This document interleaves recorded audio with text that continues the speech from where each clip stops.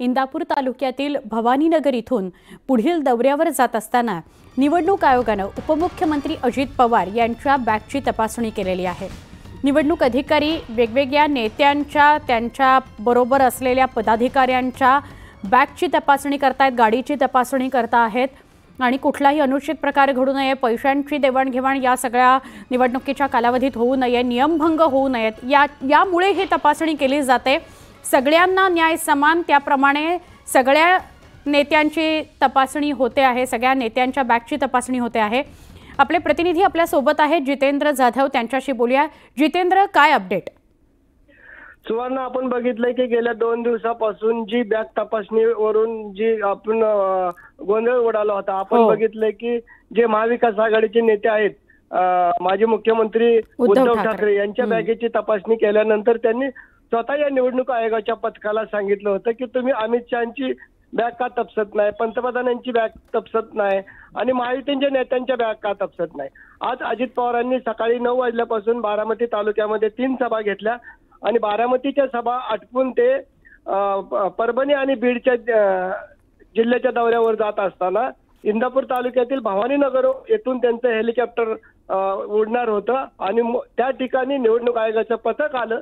त्यांनी त्यांच्या बॅगेची तपासणी करण्यास सांगितल्यानंतर स्वतः अजित पवार यांनी त्यांच्यासोबत असणाऱ्या सर्व बॅगा उघडून दाखवलेल्या आहेत, त्यांना प्रतिसाद दिलेला आहे। सोबत असणाऱ्या ज्या डब्यामध्ये चकले असेल, बेसन लाडू असेल, पाण्याच्या बाटल्या असतील, अशा सर्व बॅगा त्यांनी स्वतः उघडून दाखवलेल्या आहेत आणि निवडणूक आयोगाच्या पथकाला देखील त्यांनी सहकार्य केलेले आहे। सर्व वस्तू व्यवस्थित बघा आणि स्वतः अजित पवार यांनी हा व्हिडिओ काढून स्वतःच्या ट्विटवर, जसं जितेंद्र आपण म्हणताय की उद्धव ठाकरेंनी व्हिडिओ व्हायरल केला आणि त्यात अनेक प्रश्न उपस्थित केले होते, त्यानंतर देवेंद्र फडणवीसांच्या बॅग चेकिंगचा व्हिडिओ समोर आलाय, अजित पवारांच्या बॅग चेकिंगचा व्हिडिओ आपण आता माध्यमांवर बघतो आहोत।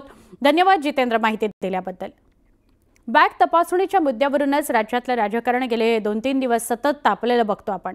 सभेसाठी हेलिकॉप्टरने आलेल्या उद्धव ठाकरेंच्या बॅगची निवडणूक आयोगाच्या पथकाने तपासणी केली आणि या तपासणीच्या मुद्द्यावरूनच उद्धव ठाकरेंनी सत्ताधारी भाजप आणि शिवसेनेला खडे बोल सुनावले।